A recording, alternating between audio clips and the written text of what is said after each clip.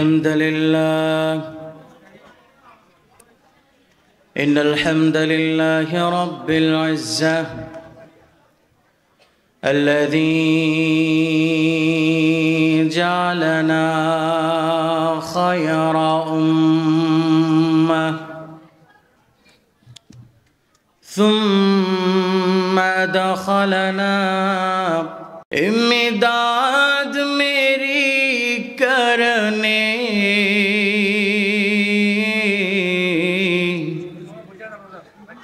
आजाना रसूल अल्लाह इमदाद मेरी करने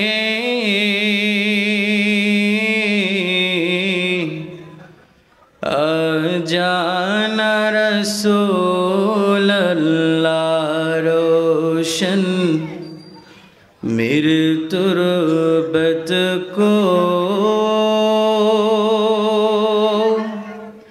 लिल्लाह ज़रा करना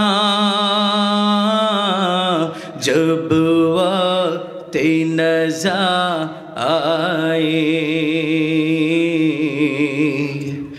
दीदार अता करना जब वक्त नज़ा आए दीदार अता करना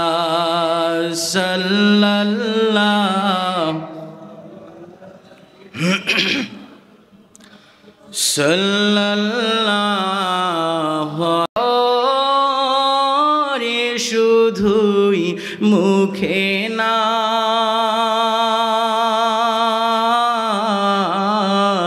जन्ना तेरा शाय नौए हे रसूल जहन्नाम के डोरे ना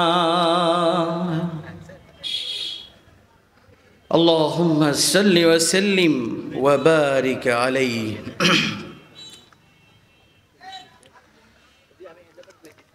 যুক্তিতলা কেন্দ্রীয় জামে মসজিদ পরিচালনা কমিটির উদ্যোগে যুক্তিতলা কেন্দ্রীয় জামে মসজিদ প্রাঙ্গণ পাকশি পাবনায় নবম বার্ষিক তফসিরুল কুরআন মাহফিল 2025। আজকের মাহফিলে প্রধান মেহমান হিসেবে উপস্থিত থাকবেন হাফেজ মাওলানা মুফতি নেয়ামতুল্লাহ নোমানী সাহেব দামাত বরকাতুহুমুল আলিয়া, খতিব দিঘি বড়াবো কেন্দ্রীয় জামে মসজিদ ঢাকা। আজকের আয়োজিত মাহফিলে আমার পূর্বে যারা আলোচনা উপস্থাপন করেছেন হযরত মাওলানা জাকারিয়া হোসেন মাদ্দাজিল্লাহুল আলী, খতিব যুক্তিতলা কেন্দ্রীয় জামে মসজিদ বিভাগীয় প্রধান আরবি বিভাগ মজিদিয়া ফাজিল ডিগ্রি মাদ্রাসা। আরও আলোচনা করেছেন হাফেজ মাওলানা মোহাম্মদ ইলিয়াস হোসেন, পেশ ইমাম যুক্তিতলা জামে মসজিদ, খতিব ঈশ্বরদী থানা মসজিদ। আরও কুরআনুল করিম থেকে তেলাওয়াত করেছেন কারি হযরত মাওলানা মাহদি বিন মাহবুব, খতিব পাকশি সাউতলা জামে মসজিদ ঈশ্বরদী। সভাপতিত্ব করছেন জনাব জান মোহাম্মদ, সেক্রেটারি যুক্তিতলা কেন্দ্রীয় জামে মসজিদ। মাহফিল পরিচালনা করছেন মোহাম্মদ মুমিনুল ইসলাম বিপুল, ডক্টর মোহাম্মদ শফিকুল ইসলাম। মুআজ্জাজ মুহতারাম, যারাই এই মাহফিলের আয়োজক কমিটি আছেন, আমার সামনে উপবিষ্ট এই যুক্তিতলা এলাকাবাসীর মর্দে মুজাহিদ, মুরব্বিয়ান ইকরাম, আমার যুবক বন্ধুরা, ছোট্ট ছোট্ট ভাইয়েরা, পর্দার অন্তরালে অবলা সরলা জাহেদা জান্নাতিনী সম্মানিত মা ও বোনেরা, আজকের আলোচনার প্রারম্ভেই অন্তরস্থল থেকে সকলের প্রতি জ্ঞাপন করছি আন্তরিক সালাম।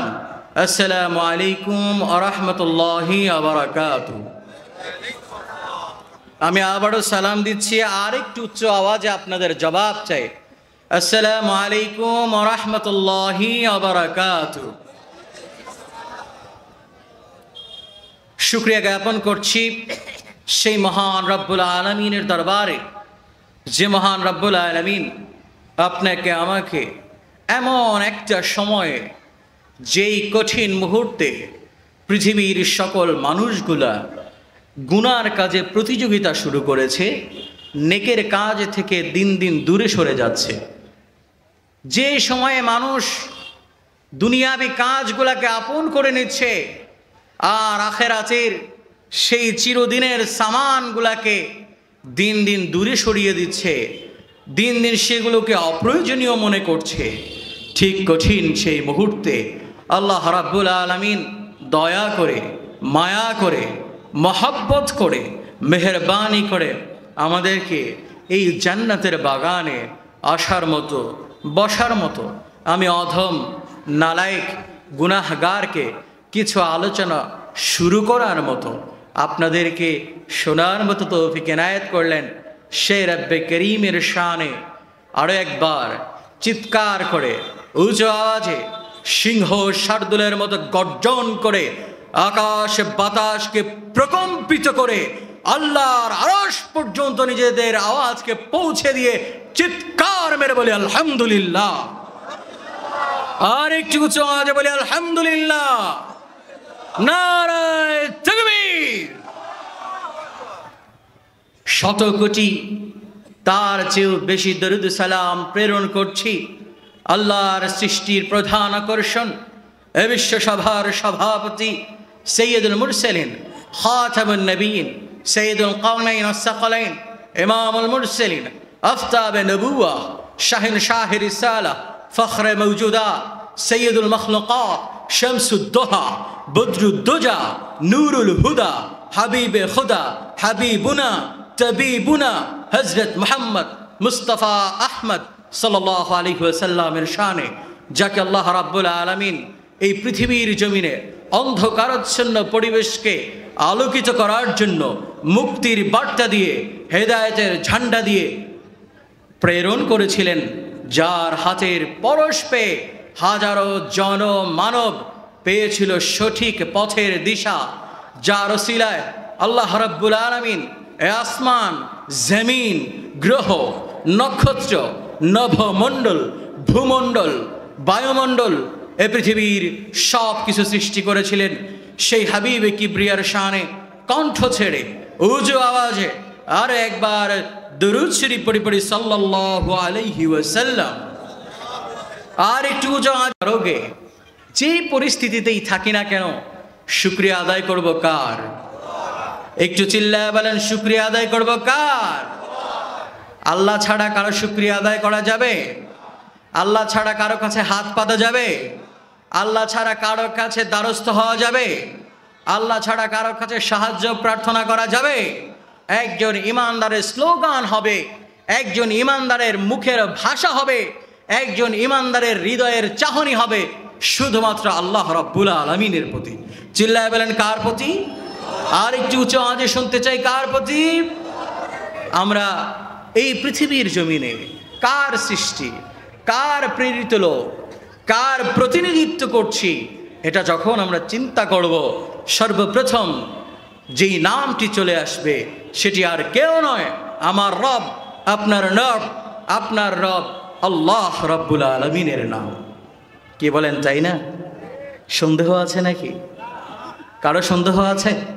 হাত তুলে বলেন তো, হুজুর আমার সন্দেহ আছে। আছে কারো সন্দেহ?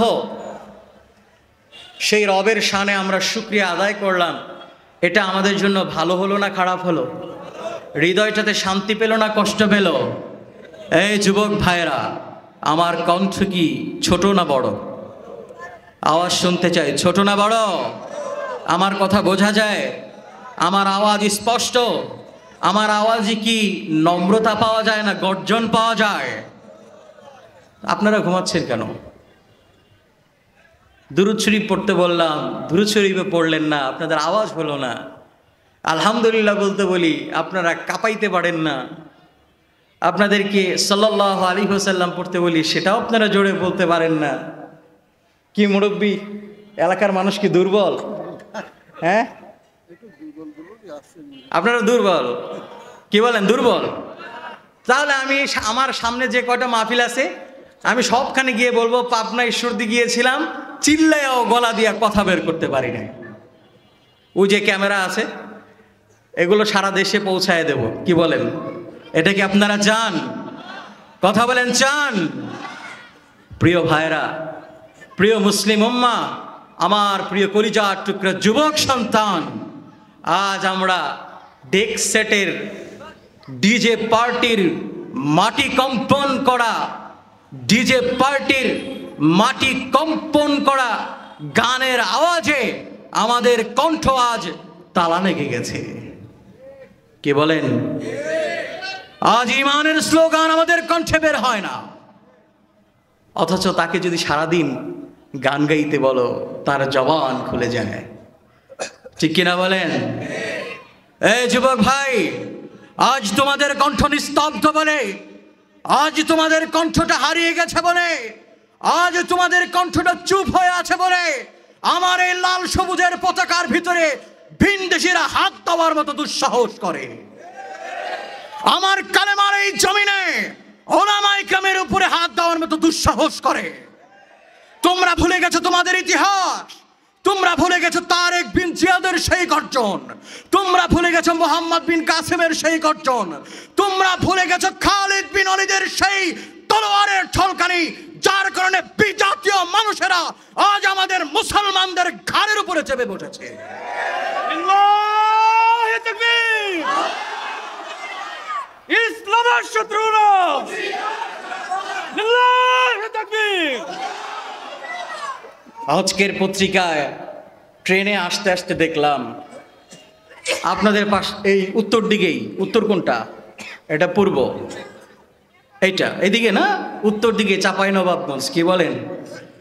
দেখেছেন আপনারা বিএসএফ এর বাহিনীর সামনে বাঙালি সূর্য সন্তানেরা বুক উঁচিয়ে কথা বলে, কি দেখেন নাই? নাকি দেশের খবরও রাখেন না? সুতরাং যেই জাতি সিংহের সাথে ঘুমিয়েছে, যেই জাতি বাঘের গর্জনের সাথে গর্জন তুলেছে, আজ বিড়ালের জাতি সেজে তারা ঘুম পাড়িয়ে নিজেদেরকে আড়াল করে রেখেছে। আর ঘুমানোর সময় নাই মুসলমান, তোমাদের গর্দান উঁচু রাখার সময় এখন। আল্লাহ রাব্বুল আলামিনের তাকবীর ধ্বনিতে এই ভূমিকে প্রকম্পিত করতে হবে। এটা শাহজালালের ভূমি, এটা শাহপরানের ভূমি, এই ভূমির 1 ইঞ্চি জায়গা বিজাতীয়রা নিতে পারবে না ইনশাআল্লাহ।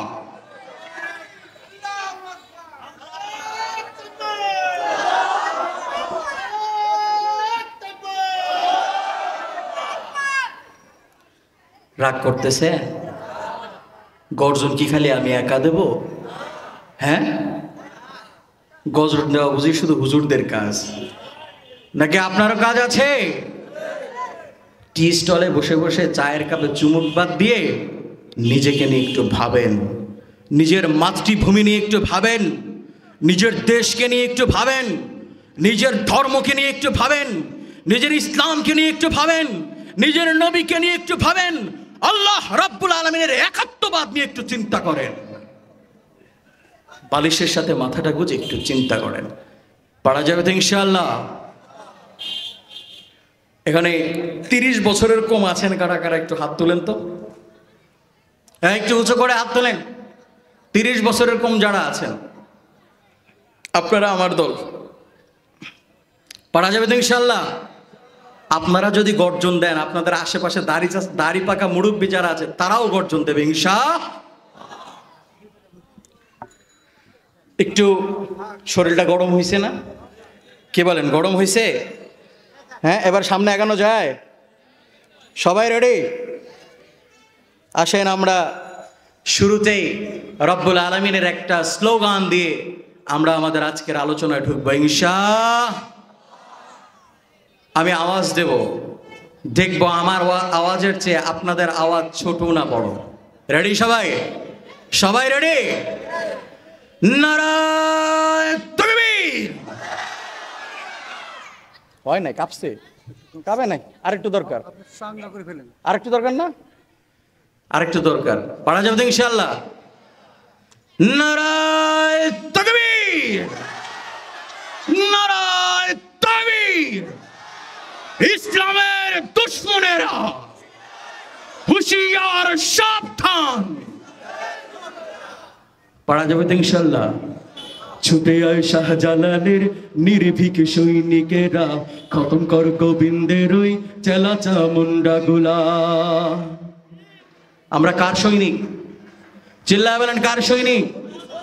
সুরমা নদীর তীরে যখন শাহজালাল রহমতুল্লাহি আলাই কে আটকে দেওয়ার জন্য গৌর গোবিন্দ কি করলো? নৌকা বন্ধ করে দিল। কে বলেন ঠিক না? শাহজালাল রহমতুল্লাহ আলাই কি করলেন? যায় নামাজে সুরমা নদী পার হয়ে গেলেন। আর শাহজালালের তাকবীর ধ্বনিতে গৌর গোবিন্দ তার মসনদ ছেড়ে পালিয়েছে। শুধু তাই না, ইতিহাস করে দেখেন, ইখতিয়ার উদ্দিন মোহাম্মদ বখতিয়ার খিলজি রহমতুল্লাহ আলাই যখন নদী আক্রমণ করেছিলেন, তার সাথে মাত্র 17 জন সৈন্য ছিল। এই 17 জন সৈন্য নিয়ে লক্ষণ সেনের যখন রাজপ্রাসাদের সামনে ইখতিয়ার উদ্দিন মোহাম্মদ বখতিয়ার খিলজি নারায়ে তাকবীর ধ্বনি দিয়েছিল, এই লক্ষণ সেন তার রাজপ্রাসাদের পেছন দরজা ভেঙে পালিয়ে গেছে।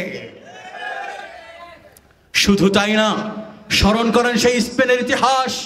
তারেক বিন জিয়াদ মাত্র 7000 সৈন্য নিয়ে সেই স্পেনের সমুদ্র পাড়ি দিয়ে স্পেনের তার প্রান্তে পৌঁছে গিয়েছিল। পেছনে ছিল রাজা রড্রিকের 2 লক্ষ সশস্ত্র সেনাবাহিনী। তারেক বিন জিয়াদ ফজরের নামাজের আগেই তার জাহাজগুলোকে পুড়িয়ে ছাই করে অঙ্গার করে দিয়ে দিল। মানুষ বলল, এ কি পাগল নাকি? যদি এই 2 লক্ষ বাহিনীর সাথে যদি আমরা হেরে যাই তাহলে কি করব? কোন দিকে যাব? জাহাজ তো পোড়ায় দিয়েছে সব।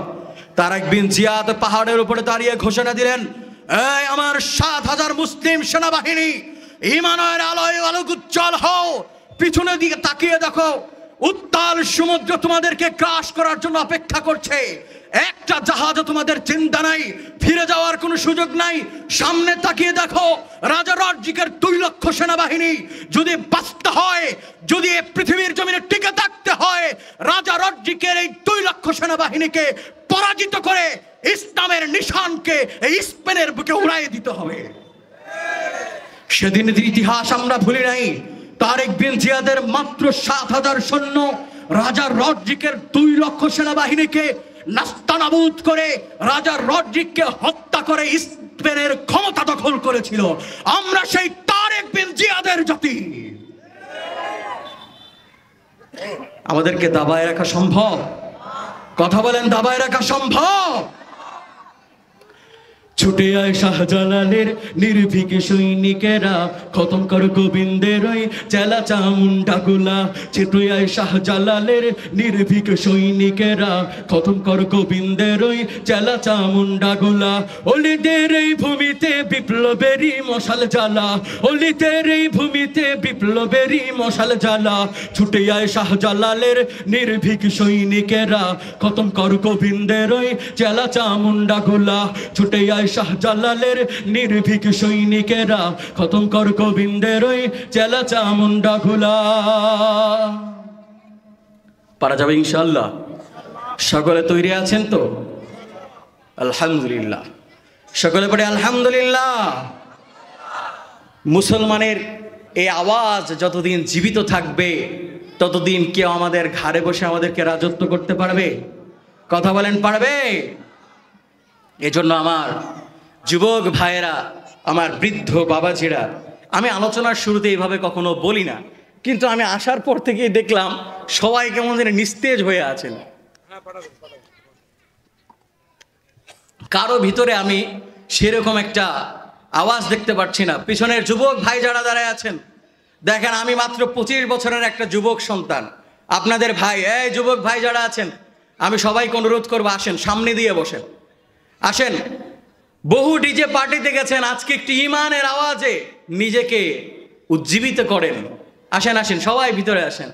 আশেপাশে যে যুবক ভাইয়েরা এখনো ঘুরছেন, আপনাদেরকে অনুরোধ করব, আপনারা মাহফিলের প্যান্ডেলে চলে আসেন। রহমত নাজিল করবেন কে? কথা বলেন, রহমত নাজিল করবেন কে? আল্লাহ। সম্মানিত সুধী ভাইরা আমার, আমি পবিত্র কালামুল্লাহ শরীফের সূরা আত-তাহরিমের 8-9 আয়াত থেকে তেলাওয়াত করেছি। আয়াতের বিষয়বস্তুটা হলো তওবা এবং ইস্তিগফার। আয়াতের বিষয়বস্তু কি? শোনেন, আমি কিস্সা কাহিনীর বক্তা না, আমি কিস্সা কাহিনী জানি না, জানলেও বলি না। কেন? আমি যদি এখন একটা কিস্সা, আমি যেই পরিমাণ কিস্সা জানি বা আমি যেই পরিমাণ কাহিনী জানি, আমি যদি এখন বলা শুরু করি, শেষ হবে না সারা রাতেও। কিন্তু আমার আলোচনা, আমি চেষ্টা করি ভালো হোক খারাপ হোক একটা মাফহুমের উপরে কথা বলতে, একটা বিষয়বস্তুর উপরে কথা বলতে, যাতে আমরা সেখান থেকে ভুল ত্রুটিগুলো সাইডে রেখে চমৎকার একটা আমল নিয়ে বাড়ি যেতে পারি। কি আমরা আলোচনায় এসেছি বা ওয়াজে এসেছি তো এই উদ্দেশ্যেই তো নাকি? কথা বলেন, এই উদ্দেশ্যেই তো নাকি? আচ্ছা বলেন তো, এই যে আমরা এত ওয়াজ শুনি, ওয়াজ আমাদের কাজে লাগে না কেন? কাজে লাগে না কেন এই প্রশ্ন যদি করি, ম্যাক্সিমাম মানুষ আসলে ওয়াজ শুনতে আসে না। কি শুনতে আসে বলেন তো? একটু আওয়াজ করে বলেন। আওয়াজ, আওয়াজ কি শুনতে আসে? সুর শুনতে আসে, সুর, আওয়াজ শুনতে আসে। আরে এই বক্তাটা বুঝে গর্জন দিতেছে, এই বক্তাটার কণ্ঠ কত ভালো, যাই শুনে আসি। যার কারণে ওই বক্তা যেই কথাগুলো বলে সেই কথাগুলোর প্রতি তার কি থাকে না? নজর থাকে না, তার নজর থাকে সুরের প্রতি। আমরা আমাদের জীবনে যেই পরিমাণ ওয়াজ শুনছি, বছরে যদি আমরা 10টা ওয়াজ শুনি, বছরে 10টা ওয়াজ শুনলে 10 বছরে কয়টা ওয়াজ হয়? 100টা না? প্রত্যেক ওয়াজ থেকে যদি আমরা একটা করে আমল নিই, তাহলে আমাদের 10 মাহফিল থেকে 10 বছরে কয়টা আমল হয়? এখন বুকে হাত দিয়া বলেন, 10 বছরে আপনার 100টা আমলের উন্নতি করেছেন কিনা? করছেন? করছেন। তার মানে ওয়াজ আপনার কোনো কাজে লাগে নাই। বাজান, আমার কণ্ঠ এত ভালো না, অত সুর সার দিয়ে আপনাদেরকে ওয়াজ হয়তো আমি শোনাতে পারবো না, কিন্তু একটা মাফহুমের উপরে আপনাদেরকে আলোচনা করার চেষ্টা করব। যতটুকু সময় আছে আল্লাহ রাব্বুল আলামিন আমাকে তৌফিক দান করলে আমি ততটুকু সময়ের ভিতরে আলোচনা সংক্ষিপ্ত করে শেষ করার চেষ্টা করব ইনশাআল্লাহ। মাহফিল কমিটির সদস্য ভাই যারা আছেন তাদের কাছে অনুরোধ থাকবে, আমার আলোচনা শেষ হওয়ার টাইমের 10 মিনিট আগে আমাকে একটা টোকেন দিবেন, যে 10 মিনিট আগে যে আপনার আলোচনার টাইম এই পর্যন্ত। আচ্ছা ঠিক আছে, আলহামদুলিল্লাহ, শুক্রিয়া শুক্রিয়া। আচ্ছা, তাহলে আমি আপনাদের সামনে কিছুক্ষণ কথা বলার সুযোগ পাবো। আপনারা যদি অনুমতি দেন, আমি আমার বিষয়বস্তুর উপর ঢুকতে চাই। রাজি আছেন তো ইনশাআল্লাহ? সম্মানিত সুধী, আমরা যারা এই পৃথিবীর জমিনে আছি, আল্লাহ রাব্বুল আলামিন আমাদেরকে বানাইছেন কেন? ওমা খালাকতুল জিন্না ওয়াল ইনসা ইল্লা লিয়াবুদুন, ইল্লা লিয়াবুদুন। জিন এবং ইনসান শুধুমাত্র ইবাদত করবে কার? আওয়াজ লাগবে। ইবাদত করবে কার? আল্লাহ। পৃথিবীর কারো ইবাদত মানুষ করবে? পৃথিবীর কারো সামনে মানুষ মাথা নত করবে? পৃথিবীর কারো গোলামি মানুষ করবে না। কারণ পৃথিবীর মানুষগুলাকে আল্লাহ বানাইছেন তার গোলামি করার জন্য, তার কাছে মাথা নত করার জন্য। সুতরাং পৃথিবীর ইমানদারেরা পৃথিবীর কোনো সৃষ্টির সামনে, অন্য কোনো কর্তার সামনে মাথা নত করতে পারে না। কিন্তু আমাদের এই জীবন চলার পথে আমরা এই কাজগুলো থেকে অনেকেই বের হয়ে যাই, ঠিক না? আমরা আমাদের আমলগুলো ঠিকভাবে করতে পারি না, আমাদের জীবনটাকে সুন্দর করে সাজাতে পারি না। আল্লাহ রাব্বুল আলামিন যেই নির্দেশনা আমাদেরকে দিয়েছেন সেই নির্দেশনা অনুযায়ী আমরা আমল করতে পারি না, যার কারণে আমাদের এই জীবনটা, আমাদের এই চমৎকার সুখের জীবনটা পাপে কলুষিত হয়ে যায়। কি হয়ে যায়? আমার কথা বুঝতেছেন? পাপে কলুষিত হয়ে যায়, যার কারণে আমাদের পরবর্তী যে একটা জিন্দেগি আছে, আলামে বারজাখ, মৃত্যুর পরের যে আমাদের একটা জিন্দেগি আছে, ধীরে ধীরে সেই কথাটা আমরা কি করে যাই? ভুলে যাই। কি হয়ে যায়? ভুলে যায়। এই ভুলে যাওয়ার কারণে আমার জীবনের যত সফলতাগুলো আছে, সেই সফলতাগুলো আস্তে আস্তে হারিয়ে যায়। আমি একটা জাহান্নামী বান্দা হয়ে আল্লাহ রাব্বুল আলামিনের সামনে দাঁড়ায় যাই। আমরা কেউ কি চাই এইভাবে রব্বে করিমের সামনে দাঁড়াতে? আমরা কেউ চাই না, তাই না? আমরা কেউ চাই আল্লাহ তাআলার সামনে জাহান্নামী হয়ে দাঁড়াতে? এটা আমরা কেউ চাই না, কিন্তু কেউ আমল করতে চাই না, ঠিক না? তো আল্লাহ রাব্বুল আলামিন আপনাকে আমাকে তার ইবাদতের জন্য বানাইলেন, কিন্তু আপনি কি করলাম না, তার ইবাদত করতে পারলাম না, তার ইবাদতের পথে চলতে পারলাম না। এখন আমার কি করণীয়? আমি ভুল করে ফেলেছি, আমি অন্যায় করে ফেলেছি, আমি অপরাধ করে ফেলেছি। আমার করণীয় রব্বে করিমের কাছে ফিরে আসা, রব্বে করিমের কাছে রুজু হওয়া। ঠিক কিনা বলেন? সম্মানিত সুধী ভাইরা আমার, যখন বর্ষাকাল আসে, বৈশাখ মাস আসে, কাল বৈশাখী ঝড় যখন আমাদের দিকে ধেয়ে আসে, আমরা কি করি? বড় বড় ঘুড়ি বানাই। বানান কি বানান না? পাবনার মানুষ মনে হয় বানায় না, খেয়াল করে শুনবেন। কেউ বানায় করে ঘুড়ি, কেউ বানায় দেশি ঘুড়ি, কেউ বানায় সাপা ঘুড়ি, নানান রকম ঘুড়ি বানায় বান্দাগুলা ওই কাল বৈশাখী ঝড়ের সময় আসমানের ভিতরে উড়াইয়া দেয়। কি বলেন? ঘুড়িটা যখন আসমানের ভিতরে উড়ে যায়, আসমানের ভিতরে উড়ে যাওয়ার পরে ঘুড়িটা এইভাবে মাথা নাড়ায় বারবার। কি বলেন? ঠিক না? ঘুড়িটা মাথা নাড়ায় যেন বলতে চায়, ও মালিক, আমি আসমানে চলে আসছি, তোমার হাত থেকে আমি অনেক দূরে। তুমি বুঝি আমাকে আর ধরতে পারবা না, তুমি বুঝি আমাকে আর গ্রহণ করতে পারবা না, আমি স্বাধীন হয়ে গেলাম, আমাকে তুমি আর গ্রহণ করতে পারবা না, আমাকে তুমি আর ধরতে পারবা না। এইভাবে ঘুড়িটা যখন মাথা নাড়ায়, যখন মাগরিবের সময় হয়ে যায়, মুয়াজ্জিন যখন মসজিদে আজান দিয়ে দেয়, হাইয়া আলাস সালাহ, ওই মালিকটা তাকায় দেখো ঘুড়ির নাটায়ের ভিতরে যে প্যাঁচটা দেওয়া শুরু করে। দেয় কি দেয় না? ওই ঘুড়ির নাটায়ের ভিতরে মালিক যখনই প্যাঁচ দেওয়া শুরু করে, মাথা নাড়ানো সেই ঘড়িটা নিস্তব্ধ হয়ে আস্তে আস্তে নিচের দিকে চলে আসে। আসে কি আসে না? আল্লাহ রাব্বুল আলামিন এটা উদাহরণ দিয়ে বললেন, এই দুনিয়ার জমিনের মানুষেরা, তুমি যখন আসমানের ভিতরে ঘুড়ি উড়াও, তোমার ওই আসমানের ঘুড়িটা তুমি যখন নাটাইয়ের ভিতরে পেঁচ দাও, তোমার হাতের ভিতরে চলে আসলো, অথচ তুমি তোমার জীবন নামক নৌকাটা যে ছুটায় এলাম, ওই রশিটা যে আমি আল্লাহ রাব্বুল আলামিন নিজের হাতে রেখে দিয়েছি, তোমার জীবনের যখন সন্ধ্যা ঘনিয়ে আসবে, আমি আল্লাহ রাব্বুল আলামিন ওই জীবনের রশিটা ধরে যখন টান দিয়ে দেব, তোমার এই জীবন নামক তরিটাও আমি আল্লাহ রাব্বুল আলামিনের কাছে চলে আসবে। ঠিক কিনা? কোনো সন্দেহ আছে নাকি? এই যুবক ভাই, আপনার কোনো সন্দেহ আছে নাকি?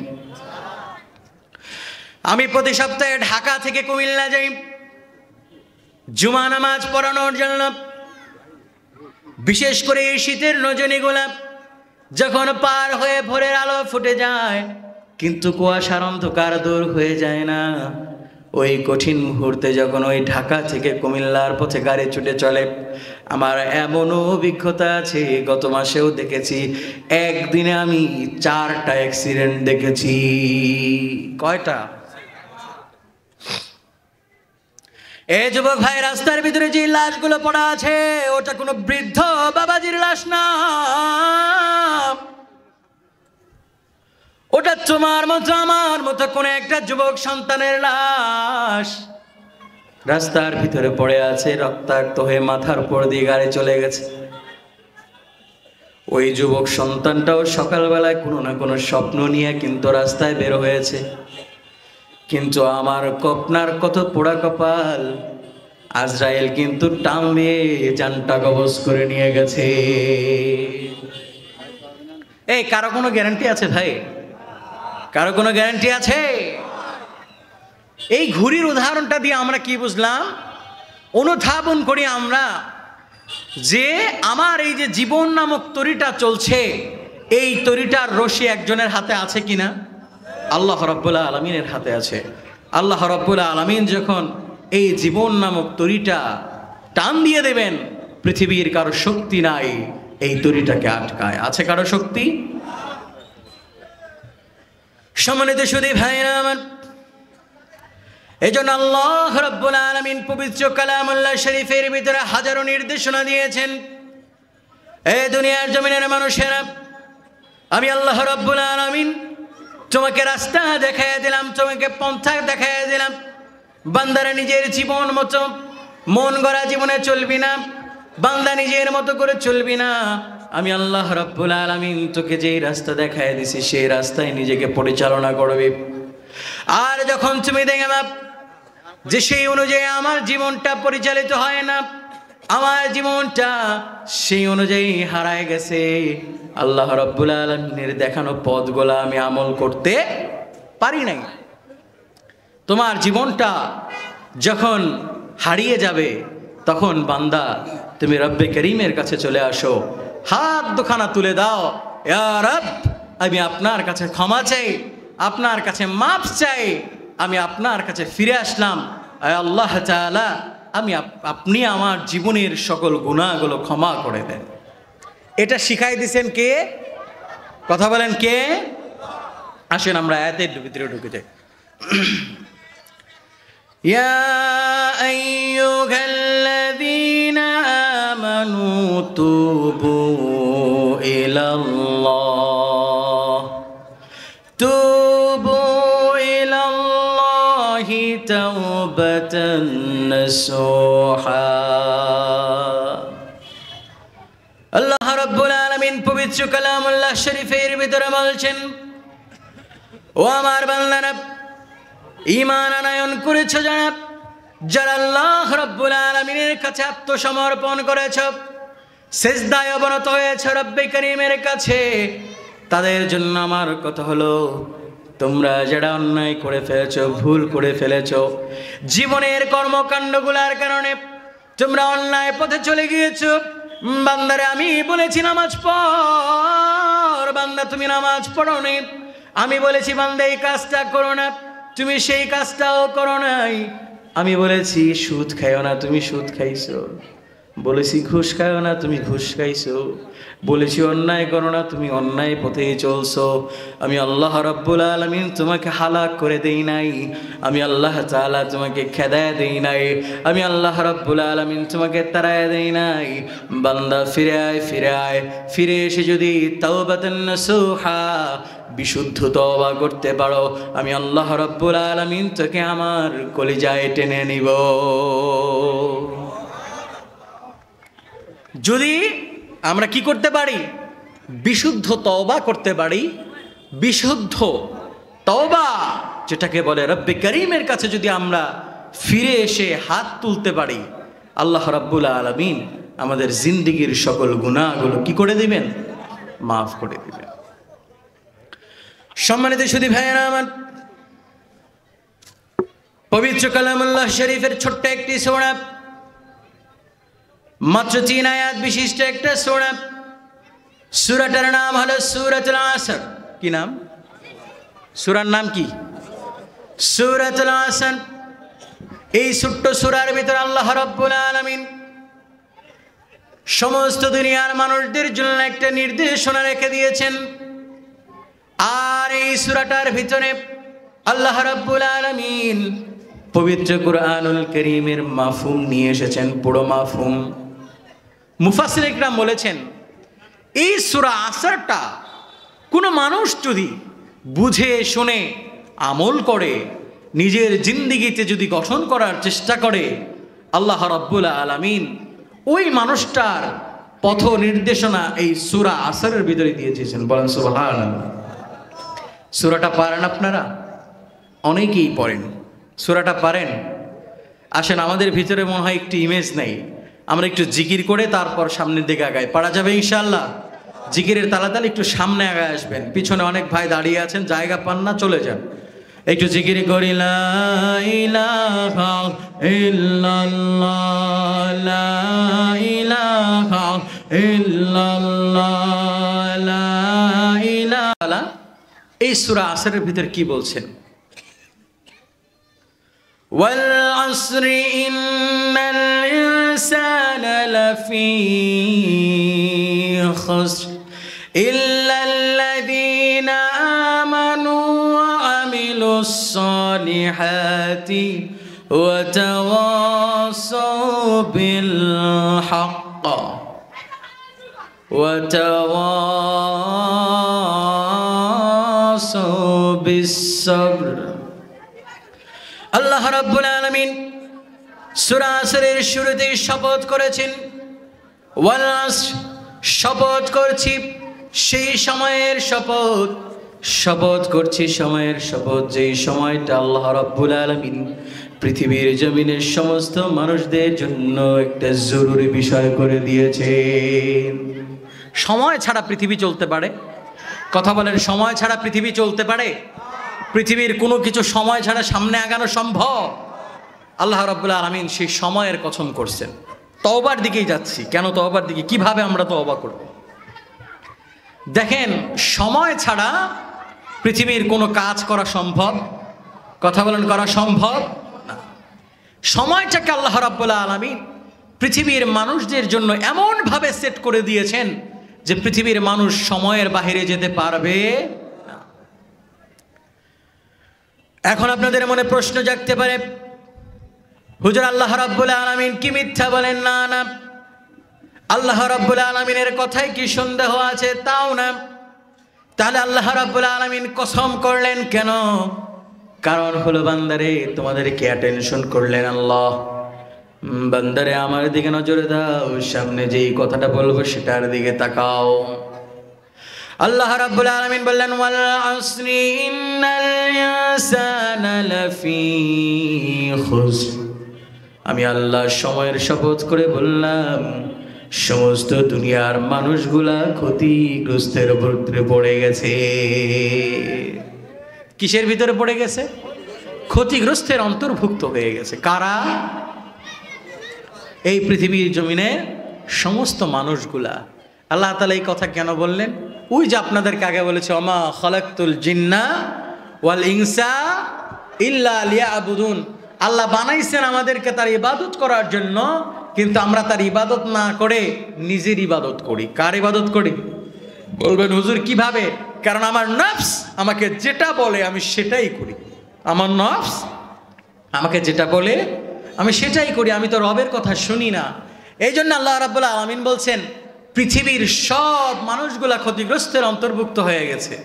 এইবার আসেন, আল্লাহ তাআলা এখানে একটা হিকমত খাটিয়েছেন যে পৃথিবীর কোন মানুষগুলা ক্ষতিগ্রস্ত?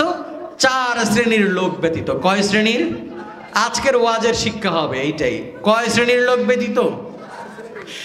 ইল্লাল্লাযীনা আমানু ওয়া আমিলুস সালিহাতি ওয়া তাওয়াসাউ বিল হক ওয়া তাওয়াসাউ বিস সাবর। আল্লাহ রাব্বুল আলামিন বলছেন, ইল্লাল্লাযীনা আমানু ওয়া আমিলুস সালিহাত।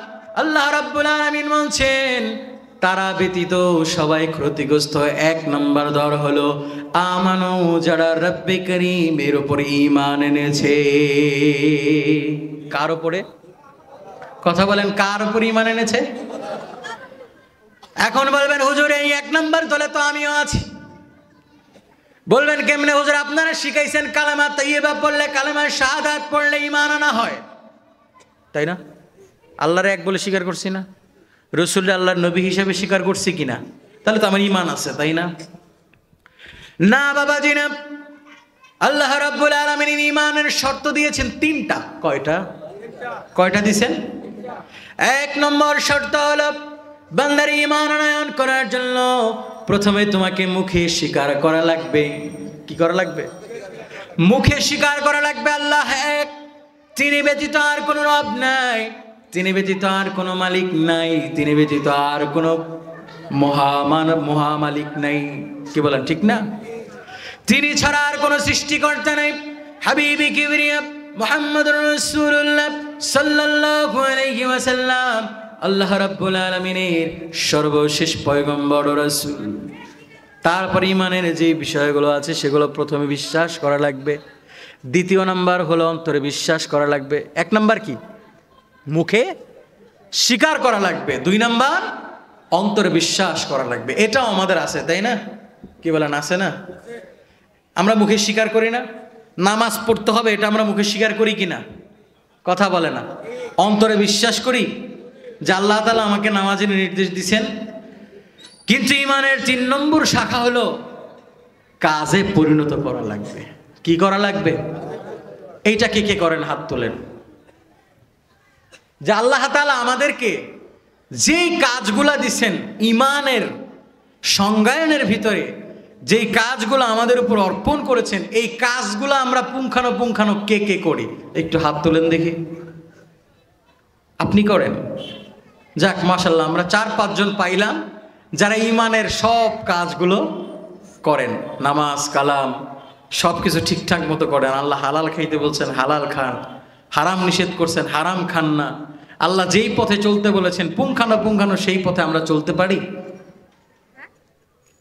যারা হাত তুলছেন তারা হয়তো না বুঝে আমরা কেউ চলতে পারি। তার মানে ইমানের 3 নম্বর সংজ্ঞার কাছে আমরা ধরা খেয়ে গেলাম না? ফেল করলাম কি না? সুতরাং ইমানের প্রথম সংজ্ঞায় আপনার আমলকে বাটখারায় মাপা হয়ে গেল। ইমানের প্রথম সংজ্ঞায় আপনি ফেল করে গেলেন। প্রথম সংজ্ঞায় আপনি নিজেকে হারিয়ে ফেললেন। আপনি ইমানের প্রথম সংজ্ঞায় আপনি উত্তীর্ণ হতে পারলেন না। এই জন্যে আল্লাহ রাব্বুল আলামিন বলেছেন, ইল্লাল্লাযীনা আমানু ওয়া আমিলুস সলিহাত ওয়া তাওয়াসাউ বিল হাক্কি ওয়া তাওয়াসাউ বিস সাবর। 4 শ্রেণীর ব্যক্তি ছাড়া সবাই ধ্বংসের ভিতরে পড়ে গেছে। 4 শ্রেণীর শক্তি ছাড়া, 4 শ্রেণীর মানুষ ছাড়া সবাই ধ্বংসের দ্বার, ক্ষতিগ্রস্তের দ্বার প্রান্তে পৌঁছে গেছে। এই 4 শ্রেণীকার 1 নম্বর হলো ঈমান এনেছে যারা, ঈমানের 3টা শর্তের ভিতরে 3টা শর্ত পূরণ করেছে যারা। 2 নম্বর হলো ওয়া আমিলুস সলিহাত। ঈমানটাকে মজবুত করার পর, ঈমানটাকে ঠিক করার পর যেই বান্দাগুলা আমলে সলেহ অর্জন করেছে। কি করেছে? আমলে সলেহ কি? যারা ঈমান অনুযায়ী নিজেদের আমলটাকে সাজাইছে। কি করেছেন? আমলটাকে সাজিয়েছেন। আল্লাহ রাব্বুল আলামিন যেই দিক নির্দেশনাগুলো দিয়েছেন সেই দিক নির্দেশনা অনুযায়ী নিজেকে গঠন করেছেন। আল্লাহ রাব্বুল আলামিন যে পথ অনুযায়ী নিজেকে চলতে বলেছেন সেই পথ অনুযায়ী নিজেকে বানাইছেন, সেই অনুযায়ী আমলগুলা করেছেন। এটা হলো 2য় শ্রেণী। 3 নম্বর শ্রেণী আল্লাহ রাব্বুল আলামিন বলছেন ওয়া তাওয়াসাউ বিল হক। নিজে আমল করছে শুধু তা হবে না, মসজিদের সামনের কাতারে সিজদা দিতে দিতে কপালটাকে পোড়ায় ফেলছো, অথচ তোমার কন্যা সন্তানটা বেপরদায় রাস্তায় ঘুরে বেড়ায়। আছে না নাই? হাজি সাহেব হজ করে আইছে, আলহাজ না লাগাইলে রাগ করে, কথা কয় না? এরকম হাজি বুঝি এই ঈশ্বর দিতে নাই, ঢাকায় আছে, ঈশ্বর দিতে নাই। হজ করে সে বিড়া মাথায় দিয়া করে আর পরের বাড়ির মুরগি খায়, আছে না নাই? নিজে নামাজ পড়তে পড়তে কপাল কালো বানায় ফেলায় আর নিজের বউটা মেকআপ করে রাস্তা দিয়ে পর পুরুষকে দেখায় বেড়ায়, আছে না নাই? কথা বলেন, আছে না নাই? তোমার এই সিজদা কিয়ামত পর্যন্ত দিতে দিতে দিতে দিতে যদি তোমার কপালকে ঘা বানিয়ে ফেলো, তোমার এই সিজদা রব্বে কারীমের কাছে কাজে লাগবে না। আল্লাহ রাব্বুল আলামিন পবিত্র কালামুল্লাহ শরীফের ভিতরে এজন্যই বলছেন কু আনফুসাকুম ওয়া আহলিকুম নার। নিজে বাঁচ, তারপর কি কর? পরিবারকে বাঁচাও আগে জাহান্নামের আগুন থেকে। এজন্য এই ধরনের লোক যারা আছো তাদেরকে আল্লাহ রাব্বুল আলামিন বলছেন মানবারে, বুক ফুলে বলছে ঈমানের সবগুলো বিষয় আমার ভিতরে আছে, মানলাম। 2 নম্বর শর্ত লাগায় দিছি ওয়া আমিলুস সলিহাত। আমিলুস সলিহাত, আমলে সলে অর্জন করা লাগবে, আমল করা লাগবে। সেটাও বুক পাইতে দিয়া কইছো আমি আমল করি, কিন্তু 3 নম্বর শর্ত লাগায় দিছি ওয়া তাওয়াসাউ বিল হক। নিজে আমল কইরা জান্নাতি হয়ে গেছো, কিন্তু তোমার পাশের ভাইটা জাহান্নামী। তোমার এই আমল রব্বে কারীমের কাছে কাজে লাগবে না।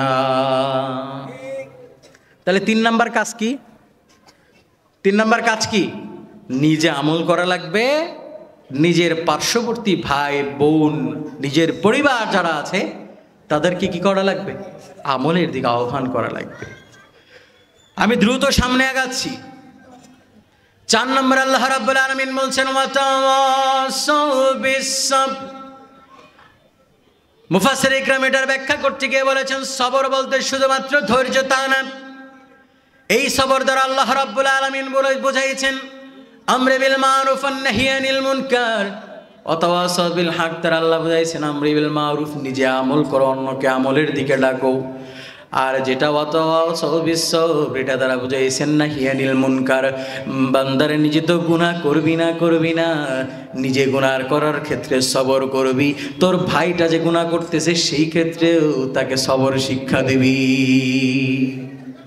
আচ্ছা বলেন তো, পৃথিবীতে সবচেয়ে মজার কাজ কি? গুনাহ করা না? এই যুবক ভাইরা, গুনাহ করা কি না? ফেসবুকে ঢুকলে কি আর বাইরে হইতে মন চায়? কথা কয়, বাইরে হইতে মন চায়? হ্যাঁ, কত দৃশ্য মনের অজান্তেই আমরা গুনাহ করি, এত মজা গুনাহ করতে লাগে। কিন্তু একজন যুবক যখন গুনাহ থেকে নিজেকে ফিরিয়ে নেবে, জিহাদ করবে, গুনাহর সাথে নফসের সাথে জিহাদ করবে, যে না আমাকে নফস বলছে এই কাজটা কর, আমি করব না, আমাকে আমার নফস বলছে এই পাপটা কর, আমি করব না, আমার নফস আমাকে টানছে চল ওই মেয়েটা সুন্দরী ওর পেছনে ছোট, আমি তার পিছনে ছুটব না। এটাই হচ্ছে নিজের জীবনের সাথে নফসের সাথে সবচেয়ে বড় জিহাদ। কথা বুঝে আসছে? আর এই সবরটাই কথায় আল্লাহ রাব্বুল আলামিন বলছেন আমরি বিল মারুফ ওয়ান নাহি আনিল মুনকার। কয়টা কাজ দিবেন আল্লাহ? কথা বলেন, কয়টা কাজ? আচ্ছা, প্রথমে আমরা বললাম কি, আমি মিলাই দিচ্ছি আপনাদেরকে। প্রথমে বললাম তওবা। কি বললাম? আমাদেরকে ফিরে আসতে হবে। তওবা মানে কি খালি হাত তুলে মুনাজাত করা? কি বুঝেন আপনারা? তওবা শব্দের অর্থ হচ্ছে ফিরে আসা। আল্লাহ রাব্বুল আলামিন তাওবাতান নাসুহা দ্বারা বুঝাইছেন, এটা আবার নসুহা নামক ব্যক্তির তওবা না। অনেকে তাফসির করে নসুহা নামক ব্যক্তির মতো আল্লাহ তওবা করতে বলছেন। আমি আজ পর্যন্ত কোনো তাফসির খুঁজে এটা পাই নাই। আমি ছোট্ট মানুষ, জয় করায় তাফসির পড়ছি। নসুহা নামক ব্যক্তির তওবা না, বরং এটা হচ্ছে তাওবাতান নাসুহা, অর্থাৎ বিশুদ্ধভাবে রব্বে কারিমের দিকে ফিরে আসো। কিভাবে?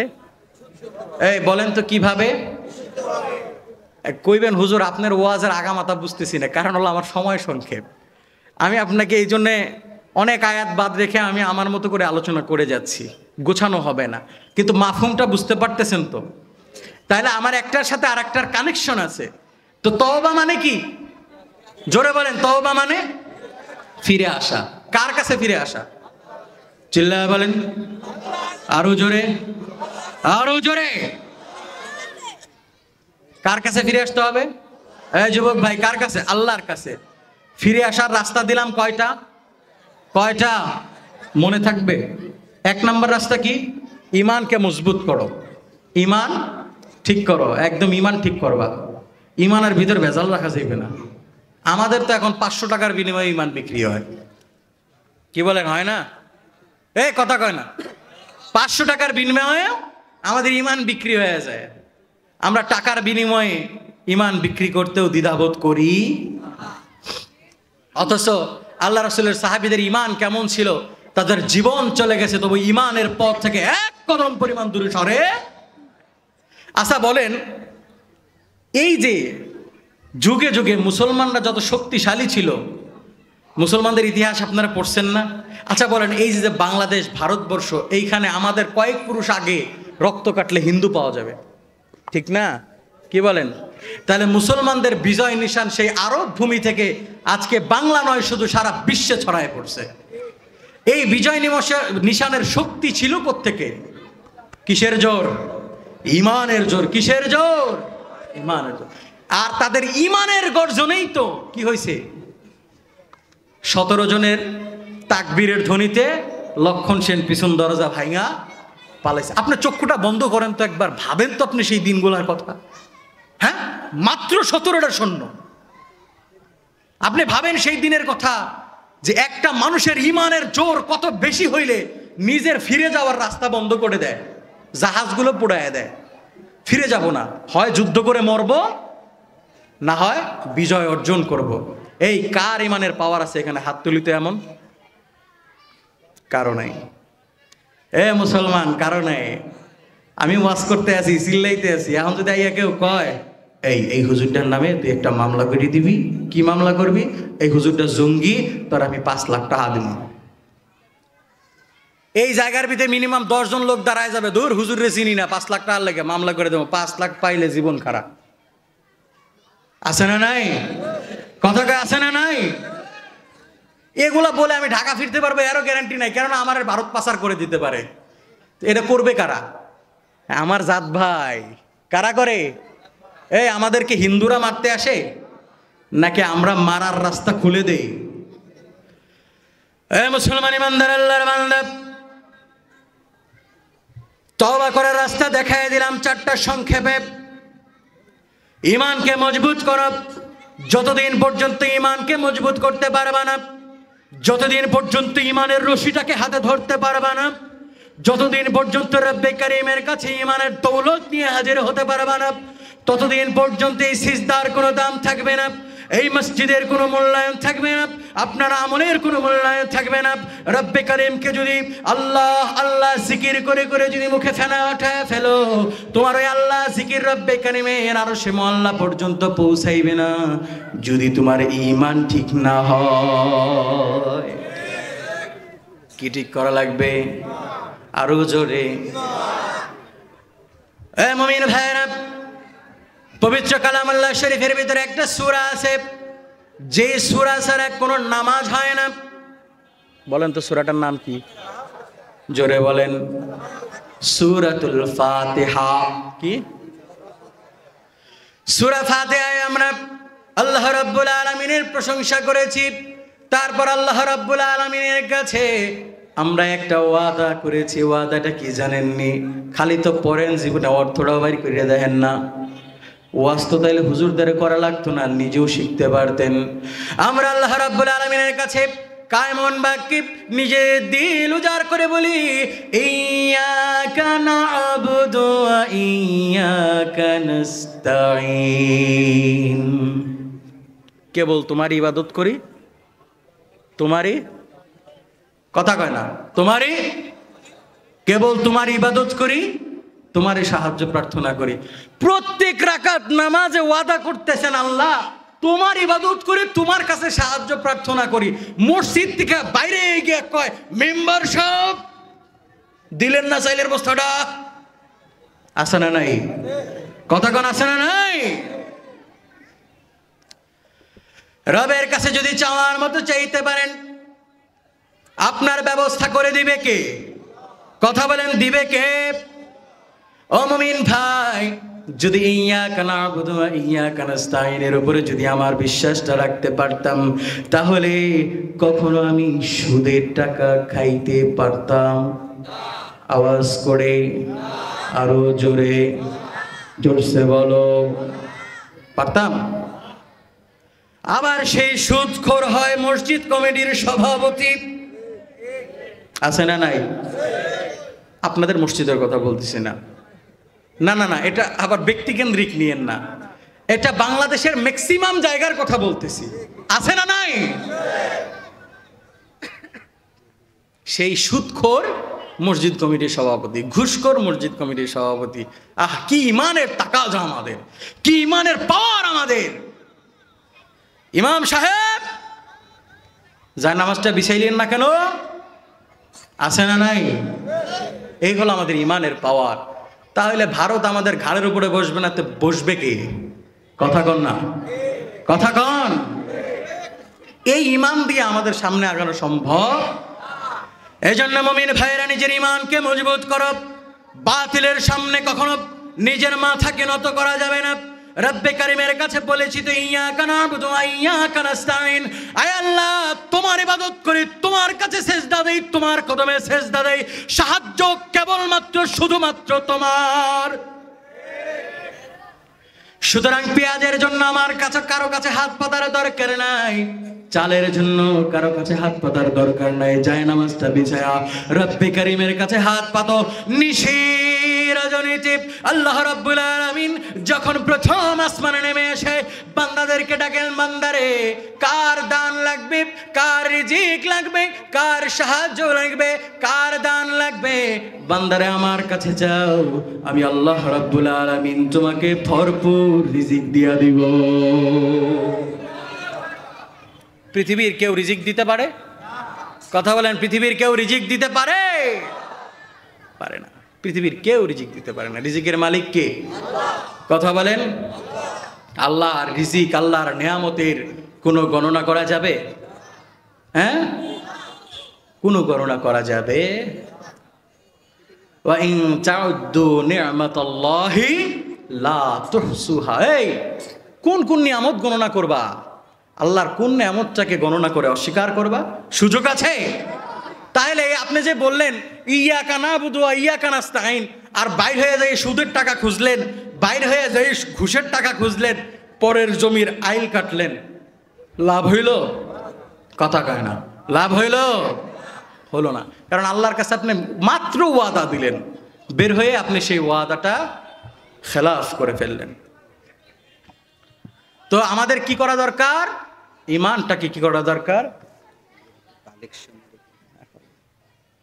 বিষয়টা তো আগে বলেন নাই, এখন আমি মোটামুটি একটা টার্ম দিতে পারবো, ওইভাবে পারবো। তাহলে আমাদের ইমান মজবুত করা দরকার আছে না নাই? আচ্ছা, দ্বিতীয় নাম্বার হলো কি ওয়ামিলুস সালিহাত। ভয় পাইয়েন না, এই চারটা রাস্তা কেমনে অনুসরণ করবেন সেটাও বলে দিয়ে আজকের আলোচনা শেষ করব ইনশাআল্লাহ। আমি আগেই ক্ষমা চেয়ে নিচ্ছি, যেহেতু একটু অগোছালোভাবেই শুরু হয়েছে, লোক সংখ্যা কম ছিল। আসলে লোক সংখ্যা কম থাকলে বক্তা কথা বলে মজা পায় না। মাঝখানের কথা শুরুতে নিয়ে আসছি, শুরুর কথা মাঝখানে গেছে, মাঝখানের কথা শেষে চলে গেছে। ঠিক আছে, এজন্য আমি আপনাদেরকে রাস্তা দেখাই যাব। দ্বিতীয় নম্বর আল্লাহ রাব্বুল আলামিন বলেছেন ওয়ামিলুস সালিহাত। বান্দার ঈমানকে ঠিক করার পরে রব্বে কারীমের কদমে সিজদা দিয়ে দাও। আর রব্বে কারীমের কদমে সিজদা দিবা কেমনে? আয় আল্লাহ তাআলা, আপনার কাছে আত্মসমর্পণ করেছি। আল্লাহ রাব্বুল আলামিন সাথে সাথে বলে দিয়েছেন, বান্দারে মুখে বলবি আত্মসমর্পণ করছি হবে না, মুখে বলবি আত্মসমর্পণ করছি হবে না, মুখে বলবি আল্লাহ তোমার ছাড়া কাউরে চিনি না হবে না। যা, আজান হইছে, মসজিদে যা। তুই চেয়ারম্যান, তুই মেম্বার, তুই ব্যারিস্টার, তুই সরকার, বাদশা, যাই হও না কেন, চলে যা মসজিদের ভিতরে। ওই গরিব কৃষকটা, ওই মেথরটা ওযু করে এসে রব্বে কারীমের দরবারে যেমনি ভাবে দাঁড়ায় গেছে, তার পাশে দাঁড়ায় যা, তার সাইডে দাঁড়ায় যা। ওইখানে তোর বাদশাহী চলবে না, ওইখানে তোর মেম্বারগিরি চলবে না, ওইখানে তোর কি বলে নেতাগিরি চলবে না, ওইখানে তোর সভাপতিগিরি চলবে না।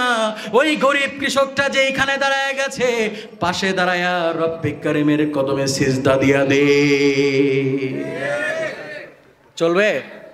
মসজিদে ঢুকলে বাদশাহের বাদশাহী চলে? ফকির রব্বে কারীমের কাছে যেই দোয়া পড়বে, তুমি বাদশাহ হয়ে রব্বে কারীমের কাছে সেই দোয়া পড়া লাগবে। লাগবে কিনা? আপনাদেরকে একটা ঘটনা বলি, শুনবেন? আমি ঘটনা খুব একটা বলি না, কিন্তু একটা বলতে চাই, শুনবেন? হযরত ইব্রাহিম বিন আদহাম রহমতুল্লাহ আলাইহির নাম শুনেছেন আপনারা? ইব্রাহিম বিন আদহাম, তিনি বলখের বাদশাহ ছিলেন। কোথাকার? বলখের বাদশাহ। ঘটনাটা সংক্ষেপে বলি।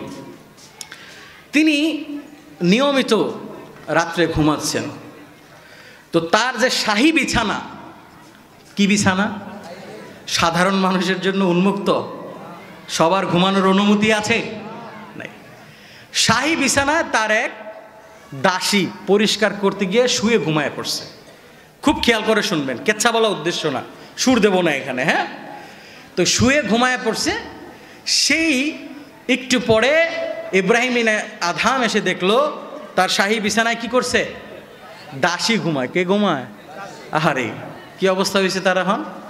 চাবুকে ইচ্ছা মতো পিটাই দিয়েছে, তোর এত বড় সাহস, আমার শাহী বিছানায় ঘুমাও! পিটাই দিয়েছে। আর দাসী হাসে, প্রচুর হাসতেছে। এইবার ইব্রাহিম আদহাম জিজ্ঞেস করে দাসীরে, আমার এই খাটের ভিতরে ঘুমাইছো, তোকে পিটাই, তুই হাসো কেন?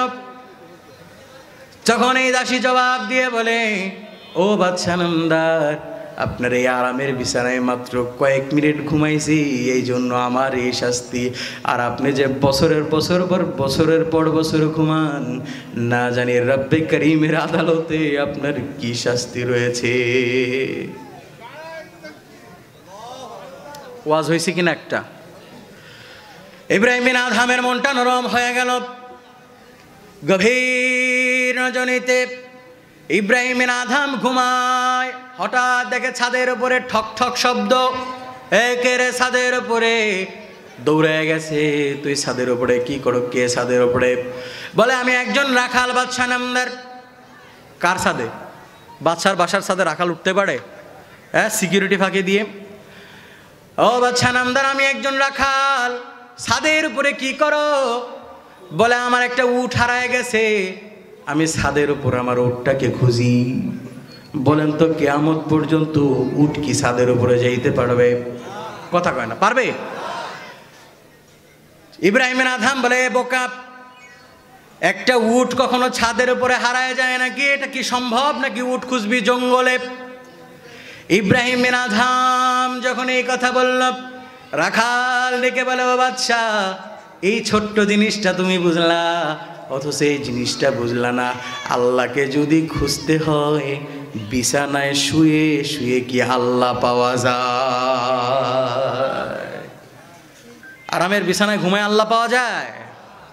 আল্লাহ পাওয়া যায় না। এই জন্য বাদশা, নেতা, যত বড়ই বাহাদুর হও না কেন, ওই ফকির ভাঙা থালায় কয়টা পান্তা ভাত খেয়ে, কাঁচা মরিচ চুয়ে, সেরা গামছায় হাত মুছে, ঢেকুর তুলে যখন বলে আলহামদুলিল্লাহ, আর তুমি ধনী ব্যক্তি 7 তলা বিল্ডিং এর উপরে বসে যখন খাসির রান আর মুরগির রান আর গরুর রেজালা দিয়ে ভাত খাও, বিরিয়ানি খেয়ে দামি তোয়ালে হাত মুছে বলে আলহামদুলিল্লাহ, কসম খোদার ওই রিকশাওয়ালার আলহামদুলিল্লাহর দাম আমার রবের কাছে কোটি কোটি গুণ বেশি দামি। মসজিদে এসে বাহাদুরি দেখায় কি করবা? এই জন্য সম্মানিত সুধী ভাইরা আমার, 2 নাম্বার হলো আমলে সালেহ করা লাগবে। 3 নাম্বার হলো সে আমল অনুযায়ী নিজের পরিবার, নিজের সমাজ, নিজের রাষ্ট্র, নিজের সব কিছু গঠন করা লাগবে। বুঝে আসছে? এক বাক্যে বলে দিলাম, ওয়ামিলুস সালিহাত ওয়া তাওয়াসাউ বিল হক, সবাইকে হকের পথে ডাকবো, ওয়া তাওয়াসাউ বিস সবর, সবাইকে গুনার পথ থেকে থাপড়াইয়া হলেও ফিরাইয়া নিয়ে আসবো। এই জন্য যদি কারো পিটাইতে হয় পিটাইয়াও ফিরাই নিয়ে আসবো, তবু ওই গুনার কাজ করতে দেওয়া যাবে। এই যুবক যারা আছেন, যে নামাজ পড়েন আর যে নামাজ পড়ে না, বন্ধুর ঘেটিটা ধরবেন। এই জান্নাতে আমি একা জামুকির লেগে, তোরা ছাড়া জান্নাতে থাকতে পারবো না, পারা যাবে না। আপনার স্ত্রীকে আপনি ভালোবাসেন কিনা? কারা কারা স্ত্রীকে ভালোবাসেন হাত তুলেন। আর হাত তুলেন না দেখি। স্ত্রীকে ভালোবাসা সুন্নত মিয়া। রাসূলুল্লাহ সাল্লাল্লাহু আলাইহি ওয়াসাল্লাম আয়েশা সিদ্দিকা রাদিয়াল্লাহু তাআলা আনহার চিবানো হাড্ডি, মা বোনেরা শুনতেছে, খাওয়াইবেন। দস্তরখানার উপর রেখে দিয়েছেন আয়েশা সিদ্দিকা রাদিয়াল্লাহু তাআলা আনহা। আল্লাহর হাবিব সেই চিবানো হাড্ডি আবার মুখের ভিতরে তুলে নিলেন। আয়েশা সিদ্দিকা জিজ্ঞেস করলেন, ইয়া রাসূলুল্লাহ, এই কাজটা কেন করলেন আপনি? আল্লাহর হাবিব বললেন, আমি আমার উম্মতদেরকে দেখায় দিলাম আমি আমার স্ত্রীকে কত ভালোবাসি। সুবহানাল্লাহ বলেন। কি স্ত্রীকে ভালোবাসবেন নাকি জাড়া দিয়ে পিটাইবেন সারাদিন? আইসে বেচারি সারাদিন কষ্ট করে রান্না বান্না করে, সন্তান সামলায়, এতটুকু একটা এতটুকু একটা এতটুকু একটা, খাওয়ায় কে আপনি? বাইরে থেকে এই ভাত চাইছি, কখন ভাত দেশ না গেলি গা, আছে না নাই? সাবধান সাবধান। ওই স্ত্রীর দোয়া আপনার জান্নাতের জন্য যথেষ্ট, আর স্ত্রীদের জন্য স্বামীর দোয়া জান্নাতে যাওয়ার জন্য যথেষ্ট। সাবধান। এই জন্য আপনি যেহেতু আপনার স্ত্রীকে ভালোবাসেন, আপনি নামাজ পড়েন, আপনার স্ত্রীটা নামাজ পড়ে না, আপনি জান্নাতে যাবেন, আপনার স্ত্রী জাহান্নামে যাবে, থাকতে পারবেন? কইবেন হুজুর 70টা হুর দিব, আর দরকার কি? আপনি এত স্বার্থপর। এই জন্য আপনার স্ত্রীকে ঘেঁটি ধরে হলেও পর্দা করাবেন, আপনার পক্ষে সম্ভব। যদি আপনি না করান, আপনার কামাই খাইয়ে ওই মেকআপটা কিনেছে আপনার টাকা দিয়ে, আপনার মেয়েটা বেপরদায় চলে আপনার টাকায়, আপনার ছেলেটা লম্পটগিরি করে আপনার টাকায়, কিয়ামতের দিন প্রত্যেকটা টাকার হিসাব আপনাকে দিতে হবে। এই জন্য গুনাহের কাছ থেকে আপনি আপনার স্ত্রীকে ফিরাইবেন। শেষ একটা কথা বলে আমি আমার আরেকটা কাজের দিকে যাচ্ছি। শেষ কথাটা কি জানেন? এই 4টা আমল আপনি কিভাবে করবেন দেখায় দেব। সূরা ফাতিহার ভিতর থেকেই দেখায় দেই। আমরা কি পড়ি? ইহদিনাস সিরাতাল মুস্তাকিম সিরাতাল্লাযীনা আন'আমতা আলাইহিম গায়রিল মাগদুবি আলাইহিম ওয়ালাদ-দাল্লিন। পড়ি না? এখানে কি ইহদিনাস সিরাতাল মুস্তাকিম, আল্লাহ আপনি আমাদেরকে সিরাতাল মুস্তাকিমের পথ দেখান। আর এই সিরাতাল মুস্তাকিমের পথটাই আমাদের জন্য এই চারটা রাস্তার পথ। আর সিরাতুল মুস্তাকিমের পথ কোনটা? সিরাতাল্লাযীনা আন'আমতা আলাইহিম। আল্লাহ আপনি যেই সকল বান্দার উপরে নিয়ামত নাজিল করেছেন ওই সকল বান্দাদের পথে আমাদেরকে পরিচালিত করেন। তারা কারা? তারা চার শ্রেণী, নবিয়্যিন, সিদ্দিকিন, শুহাদা, সালেহিন। কোরআন শরীফের আয়াত। এখন সময় যেহেতু সংক্ষেপ আমি ওদিকে যাচ্ছি না। কয় শ্রেণীর লোক? আমল বললাম কয়টা? তওবা করার পন্থা কয়টা? চারটা পন্থায় তওবা করতে হবে, ফিরে আসতে হবে। আর চার ধরনের ব্যক্তিকে অনুসরণ করা লাগবে। কয় ধরনের? নবিয়্যিন, সিদ্দিকিন, শুহাদা, সালেহিন। কয় শ্রেণী পাইলাম? এখন আসেন, নবী আমরা পাইছি, মানে আমরা কি এই যুগে নবী পাইছি? নবীদের নির্দেশনা পেয়েছি, সুতরাং নবীদের নির্দেশনায় চলবো। সিদ্দিকিন সাহাবায়ে কেরামকে আমরা পাইছি? পাই নাই, সাহাবায়ে কেরামের নির্দেশনায় চলবো। শহীদ, এই শহীদকে আমরা পাইছি, বা ইসলামের জন্য যারা জীবন দিয়ে শহীদ হয়েছিলেন তাদেরকেও আমরা পাই নাই।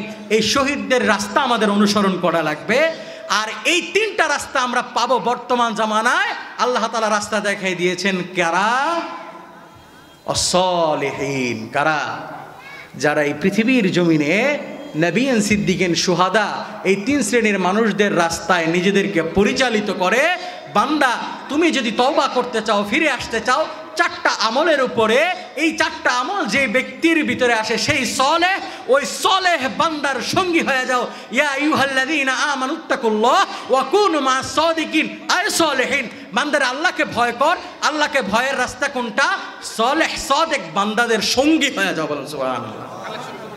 এজন্য আজকে থেকে আমাদের এক লাইনে শেষ করে দিচ্ছি, আজকে থেকে আমাদের কাজ হলো তওবা করা। কি করা?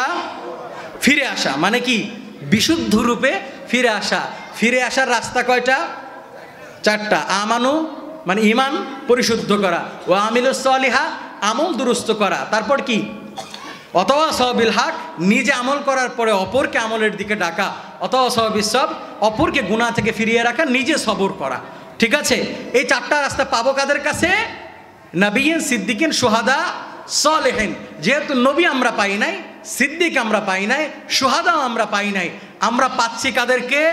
সালেহিনদের, যাদের ভিতরে এই সবগুলো গুণের সমন্বয় আছে। আপনি যখন আতরের দোকানে যাবেন, আতরের দোকানের ঘ্রাণ আপনি পাবেন। আমরা একটা ভাব সম্প্রসারণ করেছি, সঙ্গদোষে লোহা ভাসে। ঠিক সেই রকম যখন আপনি নেককার সালেহ বান্দাদের অনুসরণ করবেন, আপনিও এই তওবার পথে খুব সহজে ফিরে আসতে পারবেন। পারা যাবে তো ইনশাআল্লাহ? কারা কারা রাজি? দুহাত তুলে দেখাই। নারায়ে তাকবীর! আর একটু আছে, নারায়ে তাকবীর! এখন বাবারা আমার দ্বিতীয় পয়েন্টে আসি। এইখানে আপনাদের একটা মসজিদ, আচ্ছা এটা কি? এটা কি আমার ঘর? না না, এটা আমার ঘর। হ্যাঁ না, আমি এই মসজিদের সভাপতি। ভাই কতজনে তো কত টাকা কত জায়গায় খরচ করেন, তাই না? অভাব আছে? আচ্ছা বলেন, আল্লাহ না করুক, এই যে মনে করেন যে কোনো একটা অসুস্থ হয়ে আপনার লাখ লাখ টাকা খরচ হয়ে যেতে পারে। পারে কি পারে না? ভাই আমি সুরসার দিয়ে কালেকশন করতে পারি না, বুঝবেন? ওই যে কি দুইটা টাকা, এইগুলো আমি পারি না। হ্যাঁ, তারপরে কি দানকারীরও মাতা পিতা আল্লাহ সুখে রাইখো কবরে, নূরের টুপি পরায় আল্লাহ রোজ হাসরের ময়দানে। এগুলো আমি পারি না। আমি নিরেট কথা বলবো, কলিজা দিয়ে শুনবেন। ভাই আপনার একটা বিপদ হতে পারতো না? কথা বলেন, পারে কি পারে না? আপনি যাইতে করছেন, অটো থেকে পড়ে নিচে খাদে পড়ে গেলেন, আপনার ঠ্যাংটা ভেঙে গেল, 50,000। এরকম আমাদের যায় কি যায় না? ব্যবসা করতেছেন, হঠাৎ করে কোথা দিয়ে আপনার মাল আনা ট্রাকটা খাদে চলে গেল, জিনিস সব নষ্ট হয়ে গেল, 50,000 1 লাখ টাকা শেষ। আছে না নাই? কথা কন, হয় কি হয় না? হয় কি হয় না? সম্মানিত সুধী, এই মুসিবতগুলো থেকে বাঁচার জন্য একটা উসিলা দরকার আছে না নাই? আচ্ছা কোন, আপনি যাকে ভালোবাসেন তাকে যখন শর্ত দেন, সে শর্তটা মানে কি মানে না? কথা কন, মানে কি মানে না? হ্যাঁ, আমি তোমার জন্য এত কিছু করি, তুমি আমার জন্য এতটুকু করবা না? এই কথাটা ভালোবাসার মানুষটা শুনে কি শুনে না? মানে কি মানে না? কথা কয় না, মানে? বুঝাই বললে মানে না? এখন আপনি আল্লাহর জন্য কিছু একটা করলেন, করার পরে আল্লাহর কাছে আটকে বেঁধে ধরলেন, আল্লাহ আমি তোমার জন্য করছি, তুমি আমার জন্য করো। কি বলা যায় কি যায় না? আচ্ছা বলেন, রবের চেয়ে মায়াময় কেউ আছে আমাদের? কথা কন। আমি আপনাদেরকে একটা ছোট্ট বলি, একটা মানুষের একদিনে গবেষণায় দেখা গেছে, এই অক্সিজেন নেই না আমরা, দিনে 5 লক্ষ টাকার অক্সিজেন লাগে। কয় লক্ষ? কয় লক্ষ টাকার একদিনে? মাসে হয় কত? 1,50,00,000,000। বছরে হয় কত? 18,25,00,000,000। বছরে 18,25,00,000 টাকার আমরা শুধু কি নেই মুরব্বী? শ্বাস নেই, শ্বাস। অক্সিজেন নেই। কি নেই? অক্সিজেন নেই। শুধু বছরে 18 কোটি কত লক্ষ টাকা? সব বাদ দিলাম, 2 মিনিটের জন্য শ্বাসটা আল্লাহ বন্ধ করে দিই, সব কই চলে যাবেন? টাকা পয়সা নিতে পারবেন? এজন্য রব্বে কারিমের খাই, রব্বে কারিমের পড়ি, আবার রবের খাই আর রবের নাফরমানি করি। আল্লাহ রিজিক বন্ধ করছে? এই কথা কয় না, রিজিক বন্ধ করছে, বরং যেটা নাফরমানি করে ওর রিজিক বেশি। কথা কয় না? ঠিক নেবে ঠিক? কেন? আল্লাহ দেয় যে ভাই বান্দা আরো খা, বান্দা আরো খা, তবুও তুই বুঝি আমার শুকরিয়া আদায় কর, তবুও তুই বুঝি আমার শুকরিয়া আদায় কর, আমার কাছে ফিরে আয়। কিন্তু বান্দা তো তা করে না।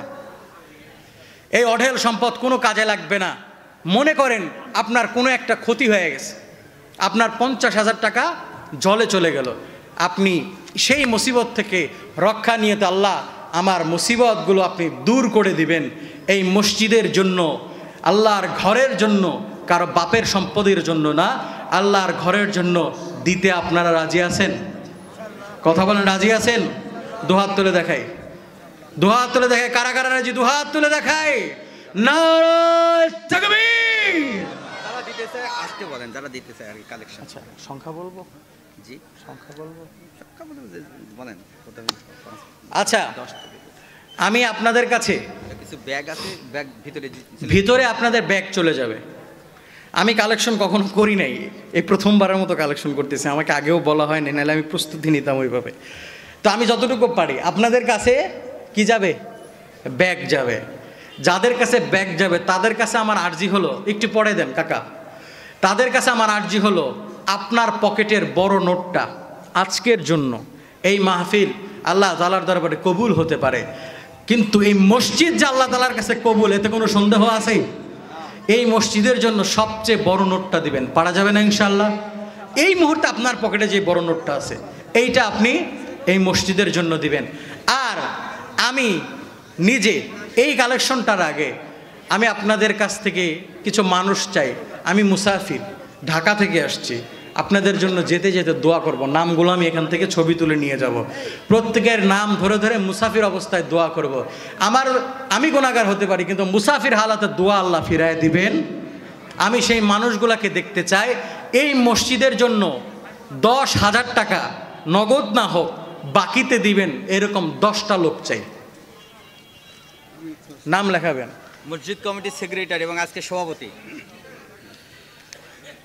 মসজিদ কমিটির সেক্রেটারি, আজকের মাহফিলের সভাপতি জান মোহাম্মদ সাহেব, তিনি নগদ দিলেন 10,000 টাকা। বলেন মারহাবা, আরো জোরে বলেন মারহাবা। এই দান আল্লাহ রাব্বুল আলামিন কবুল করেন, বলেন আমিন। আরো জোরে বলেন আমিন। এই দানের ওসিলায় তার মৃত আত্মীয় স্বজনকে আল্লাহ জান্নাতের উচ্চ মাকাম রাখবে, বলেন আমিন। একজন পাইছি, আরো 9 জন লাগবে, একটু দ্রুত করেন, নিয়ত করেন ভাই, নিয়ত করেন। আপনি আস্তে আস্তে দিবেন, আপনি আজকে না পারেন মাসে 1000 করে দিয়ে 10 মাসে 10,000 শোধ করে দিবেন। এরকম কি হিম্মতওয়ালা মানুষ নাই? কথা বলেন, আছে না নাই? হ্যাঁ, ও তুই দুনিয়ার মায়ায় পরে করছো কত বাহানা, এই যে নয় তোরা আসল বাড়ি, কবর যে তোরা আসল ঠিকানা, এই যে নয় তোরা আসল বাড়ি, কবর যে তোরা আসল ঠিকানা। ভাই বেরাদার যারাই ছিল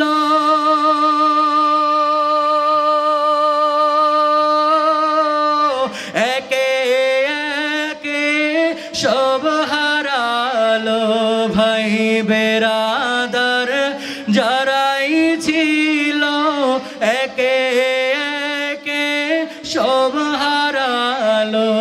তুমি আমি কেউ রব না, থাকবো নাকি? তুমি আমি কেউ রব না, দিতে হবে রওনা, এই যে নয় তোরা আসল বাড়ি, কবর যে তোরা আসল ঠিকানা। আমাদের আসল ঠিকানা কোথায়? কথা কয় না, কোথায়? না বিল্ডিং বানায় নেবেন কবরের ভিতরে? হ্যাঁ, বিল্ডিং বানায় নেবেন না, জাজিম দিয়ে দিবে মনে হয় নাকি? মাটিতে শুইতে হবে না? এই জন্য বিছানা আমরা তৈরি করার জন্য আমি পাবো না। কে কে আছেন 10,000 টাকার জন্য ওয়াদাবদ্ধ হবেন মসজিদের জন্য? একটু দেখতে চাই। আচ্ছা, সময় নষ্ট করা যাবে না, আমি 5টা লোক দেখতে চাই। একজন তো পাইছে, আর 4টা লোক দরকার। একটু হিম্মত নিয়ে দাঁড়ান, আমি দেখতে চাই, একটু হিম্মত নিয়ে দাঁড়ান। কেউ নাই, আমাকে হতাশ বানাই দিবেন? একটু একটু দেখতে চাই। এই ভাইকে, আমাদের এক ভাই 1500 টাকা হাদিয়া দিয়েছেন, মাশাআল্লাহ। নায়েব আলীর ছেলে। আচ্ছা, মৃত নায়েব আলীর ছেলে 2000 টাকা দান করেছেন বাবার জন্য। আল্লাহ তাআলা তার বাবাকে জান্নাতের উঁচু মাকাম দান করেন, বলেন আমিন। 10,000 টাকার জন্য 4টা লোক পাবো না? এতগুলো মানুষের ভিতরে নাই। পেছনে আছেন কারা? পেছন থেকে পাবো না? পেছন থেকে, সামনে থেকে, মসজিদের ভিতর থেকে নাই 4টা লোক। 4টা লোক নাই।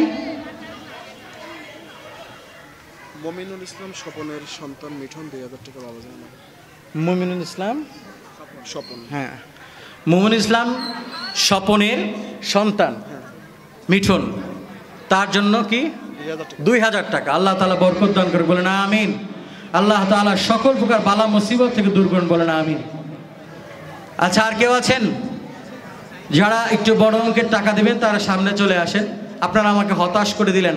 আমি বলবো যে আমি পাবনায় কি যুক্তিতলা কেন্দ্রীয় জামে মসজিদে আমি 10,000 টাকার 4টা লোকও পাই নাই। আমাকে খালি হাতে ফিরে দিয়েছে, আমি ঢাকা চলে আসছি। আচ্ছা, এখন যারা বড় ফুবু আর বাবার জন্য একজন ছিলাম,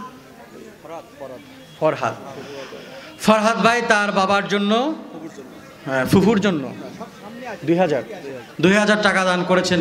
আল্লাহ তাআলা তার ফুফু ইন্তেকাল করছেন, ফুফু জান্নাতের উঁচু মাকাম দান করেন, বলেন আমিন।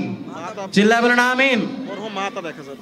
মরহুম মাহাতাব, ওনার জন্য 1000 টাকা দান করেছে। আল্লাহ তার কবর আযাবকে মাফ করেন। কিও টাকাও দেবেন না, আমিনও কইবেন না, তা তো হইবে না। জোরে কোন আমিন, আরো জোরে। ব্যাগ প্যান্ডেলের মধ্যে ব্যাগ দিয়ে দেন, প্যান্ডেলের মধ্যে ব্যাগ। চলে যা, ভিতরে চলে যান মাসুদ ভাই। আচ্ছা, ঠিক আছে, বাকিটা আমাদের প্রধান মেহমানের জন্য আমি ছেড়ে গেলাম, দেখবো তার কাছ থেকে কেমনে বাঁচেন। আচ্ছা, আপাতত যারা ব্যাগ হাতে আছেন তারা মাঠের ভিতরে নেমে পড়েন, এখানে যারা আছেন প্রিয় বাবাজিরা, আপনাদের কাছে দুহাত তুলে চাইলাম এই মসজিদের জন্য, যার যার পকেটের সর্বোচ্চ নোটটা ইনশাল্লাহ আল্লাহর জন্য আমরা আজকে দিব। কার জন্য দিব? চিল্লায় বলেন, কার জন্য দিব? আল্লাহর জন্য দিব। আমি শেষ করে দিই।